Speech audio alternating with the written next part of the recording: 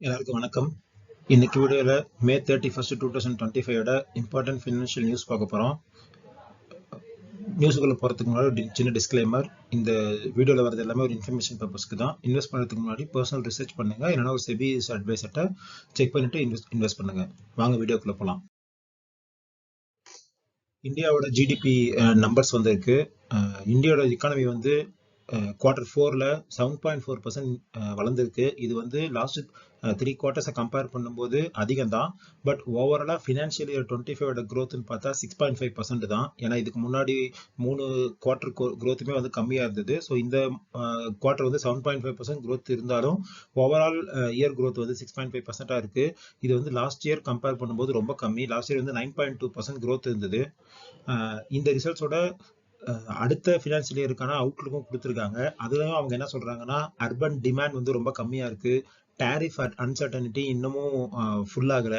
So இது எல்லாமே அந்த அவுட்லுக்கையும் பாதிக்கும் அப்படின்னு சொல்லியிருக்காங்க. சீஃப் எக்கனாமிக் அட்வைசர் என்ன சொல்லியிருக்காருன்னா, 6.3லேருந்து 6.8 வரைக்கும் எக்கனாமிக் growth இருக்கலாம் ஃபினான்ஷியல் 26ல அப்படின்னு சொல்லியிருக்காங்க. நெக்ஸ்ட் வந்து ஆர்பிஐ வந்து ரீசெண்டாக வந்து அந்த கோல்டு லோன் கொடுக்கறதுல நிறைய கண்டிஷன்ஸ் போட்டிருந்தாங்க. எவ்வளோ லோன் கொடுக்கணும், வேல்யூ வந்து 75% தான் கொடுக்கணும், அப்புறம் ஆதார் கோல்டு வந்து யாருது அப்படிங்கிற ஆதாரம் வேணும் அப்படிங்கிற மாதிரி நிறைய இஷ்யூஸ் இருந்தது. ஸோ இதை வந்து சவுத்துல இருந்து நிறைய புல் பேக் இருந்தது. எல்லா ஸ்டேட்ல இருந்துமே ஃபினான்ஸ் மினிஸ்டரை பார்த்து இதை வந்து பண்ணக்கூடாது அப்படின்னு பேசினாங்க. ஸோ அதனால ஃபினான்ஸ் மினிஸ்டர் வந்து ஆர்பிஐ கிட்ட இந்த கைட்லைன்ஸ் எல்லாத்தையும் இம்ப்ளிமெண்ட் பண்றத Jan 1, 2026 வரைக்கும் போஸ்ட்பான் பண்ணி வைங்க அப்படின்னு சொல்லி கேட்டிருக்காங்க. அதே மாதிரி 2 லட்சம் வரைக்கும் கடன் வாங்குற சின்ன பாரோயர்ஸ்க்கு இந்த நார்ம்ஸ்லாம் எதுவும் தேவையில்லை அப்படிங்கிற மாதிரி பண்ணுங்க அப்படிங்கிற மாதிரி சஜஷன் கொடுத்துருக்காங்க. ஸோ இதை ஆர்பிஐ எப்படி எடுக்குது, ஆர்பிஐ இது வந்து இம்ப்ளிமெண்ட் பண்ணுது அப்படிங்கிறது போக போக தான் தெரியும்.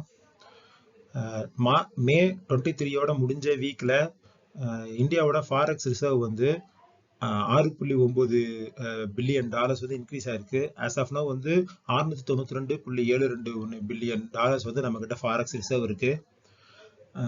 இன்கம் டேக்ஸ் வந்து ஒரு அப்டேட் கொடுத்துருக்காங்க. இந்த வருஷம் ஐடிஆர் ஃபைல் பண்ணும்போது ITR 1 அண்ட் ITR 4 ஃபைல் பண்றவங்களுக்கு அவங்க வந்து எக்ஸல் யூட்டிலிட்டியை வந்து யூஸ் பண்ணலாம் ஃபைல் பண்றதுக்கு. அந்த மாதிரி ஃபெசிலிட்டி வந்து நாங்கள் இந்த தடவை இன்ட்ரடியூஸ் பண்ணியிருக்கோம் அப்படின்னு சொல்லியிருக்காங்க. ஸோ இந்த தடவை மோஸ்ட்லி எல்லாருமே ITR 1 தான் ஃபைல் பண்ணுவோம். ஸோ அப்போ வந்து அந்த இதை வந்து டவுன்லோட் பண்ணி எக்ஸல் ஃபார்மேட்ல எடுத்துட்டு அதை அப்டேட் பண்ணிட்டு அதுக்கப்புறம் நம்ம வந்து அதை யூஸ் பண்ணலாம். இண்டிகோ வந்து ஒரு அப்டேட். இண்டிகோ வந்து என்ன சொல்லியிருக்காங்கன்னா, ஒரு 1100 கோடி வந்து இன்வெஸ்ட் பண்ண போறோம் பெங்களூர் ஏர்போர்ட்ல. அங்க வந்து MRO ஃபெசிலிட்டி ஒன்று கிரியேட் பண்ண போறோம், அதாவது maintenance repair and operations facility வந்து ஒன்று கிரியேட் பண்ண போறோம் அப்படின்னு சொல்லியிருக்காங்க. அடுத்து ஃபாரின் போர்ட்ஃபோலியோ இன்வெஸ்டர்ஸ் வந்து F&Oல, அதாவது ஃபியூச்சர் ஆப்ஷன்ஸ்ல நிஃப்டி மேல பியரிஷ் பெட்ஸை வந்து அதிகப்படுத்தியிருக்காங்க. ஆனா அதே டைம்ல ரீட்டைல் ட்ரேடர்ஸ் வந்து ஆப்டிமிஸ்டிக்கா பெட்ஸ் பண்ணியிருக்காங்க. ஸோ FPIs வந்து இந்த ஜூன் டெரிவேட்டிவ் சீரீஸை வந்து $2 பில்லியன் நிஃப்டி இண்டெக்ஸ் ஃபியூச்சர்ஸ்ல ஸ்டார்ட் பண்ணியிருக்காங்க. இது வந்து லாஸ்ட் பிப்ரவரியோட கம்பேர் பண்ணா இப்பதான் இந்த அளவுக்கு வந்து அவங்க வந்து ஷார்ட் வந்து பண்ணியிருக்காங்க. ஸோ அதனால இது வந்து மார்க்கெட்டுக்கு ஒரு நல்ல விஷயம் இல்லை. அவங்க வந்து மார்க்கெட் கீழே போகும் அப்படின்னு பெட் பண்றாங்க. அதே மாதிரி நிஃப்டி ஸ்டாக்ஸ் இல்ல இருக்கிற ப்ரொமோட் ஸ்டேக் வந்து வெறும் 41% தான் இருக்கு மார்ச் குவார்டர்ல. ஸோ இது வந்து 22 வருஷம் லோ. 4 குவார்டரா இது குறைஞ்சிட்டே வருது. இதுக்கு என்ன அர்த்தம்னா, குவார்டர் ஆன் குவார்டர் ப்ரமோட்டர்ஸ் வந்து அவங்க ஷேரை வித்துக்கிட்டே இருக்காங்க. மேபி இது எந்த சினாரியோல நடக்கும்னா, வேல்யூவேஷன் ரொம்ப அதிகமா இருக்கு, இந்த ஷேருக்கு இது வந்து ரொம்ப வேல்யூ அதிகமா இருக்கு அப்படின்னு அவங்க நினைச்சாங்கன்னா இந்த டைம்ல அவங்க வித்துட்டு நாளைக்கு மார்க்கெட் கீழே போகும்போது ரீட்டைலர்ஸ் எல்லாரும் விற்கும் போது அவங்க திரும்ப பைபேக் பண்ணலாம்.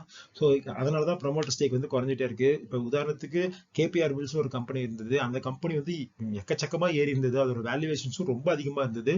ஸோ அந்த டைம்ல ப்ரொமோட்டர் வந்து 3.6% வித்துருந்தாங்க. ஸோ இந்த மாதிரி நிறைய ப்ரொமோட்டர்ஸ் வந்து வித்துட்டே இருக்கிறதுனால நிப்டி ஸ்டாக்ஸ்ல இருக்கிற ப்ரொமோட்டர் ஸ்டேக் வந்து குறைஞ்சிருக்கு. ஸோ இதுக்கு முன்னாடி பார்த்த அந்த foreign portfolio investors bearish bet எடுத்துக்கிறாங்க அப்படிங்கிறதும், ப்ரொமோட்டர் வந்து நிப்டி வந்து ஸ்டாக்ஸை வித்துக்கிட்டே இருக்காங்க அப்படிங்கிறது வந்து மார்க்கெட் ரொம்ப ஓவர் வேல்யூடா இருக்கு. ஸோ இதுக்கு மேல அது வந்து மேல போகணும்னா ஏதாவது ஒரு பாசிட்டிவ் நியூஸ் வந்து வெளியே இருந்து வந்தாதான் அது மூவ் ஆகும் அப்படிங்கிற ஒரு இண்டிகேஷனை தான் நமக்கு காட்டுது. அதே மாதிரி இந்தியாவோட கன்சப்ஷன் டிமாண்ட் வந்து 7.2% ஜிடிபி ஆயிருக்கு. இது லாஸ்ட் இயர் வந்து 5.6% ஆகுது. இதுக்கு முக்கியமான காரணம் ரூரல் சைடு வந்து டிமாண்ட் வந்து நல்லா இன்க்ரீஸ் ஆயிருக்கு. அர்பன் டிமாண்ட் தான் இன்னும் வந்து பிக்கப் ஆகல. பட் ரூரல் சைடு வந்து டிமாண்ட் இந்த வருஷம் நல்லா இருந்திருக்கு. ஹெச்டிஎஃப்சி பேங்க் அண்ட் ஐசிஐசிஐ பேங்கோட ஸ்டாக்ஸ் வந்து கொஞ்சம் ப்ரெஷரை ஃபீல் பண்ணலாம்.